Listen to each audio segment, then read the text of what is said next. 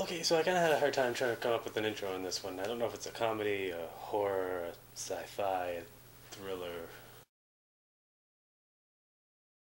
And Squig's here, and again, no tack. Starting to make a theme of this, I think. I don't know. It's a horror movie, so he's obviously a little bit too scared to show up.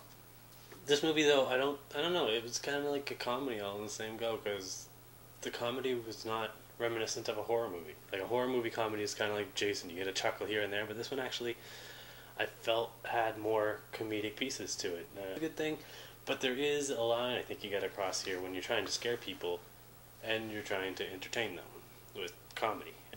I think it did an okay job, but sometimes stepping over the line a little bit. And I think this one, I feel anyway, that this one can set itself up to be the more modern version of Jason or Freddy and that kind of non-stop gore or non-stop movies. You get the same kind of thing over and over, but you're not, it doesn't ruin it. You actually still get entertained, you still go to these movies, and I feel like that's what Cabin in the Woods could become.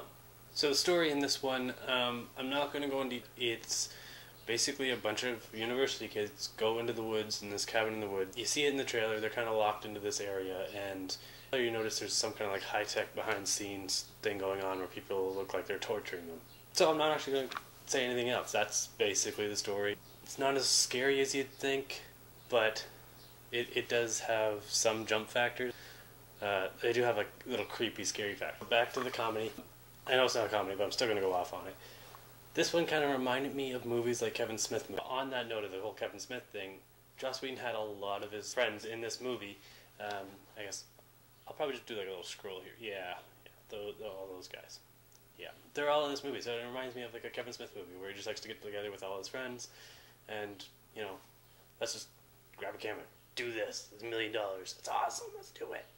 If you're going to this movie for a horror or for scare, I don't think you're necessarily going to get scared. But nothing there really threw me out of my seat kind of scary, and I don't think it's supposed to. That's like I was saying, I really would like to compare this to a Freddy movie or a Jason movie that I really hope actually that they keep doing these kind of movies. The idea behind them, which you'll see when you watch the movie, I don't want to ruin the story, is actually really intriguing. Alright, so it's about that time again, and I can only do it out of 5 cents tax.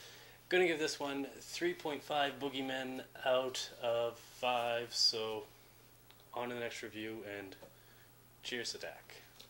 I got my own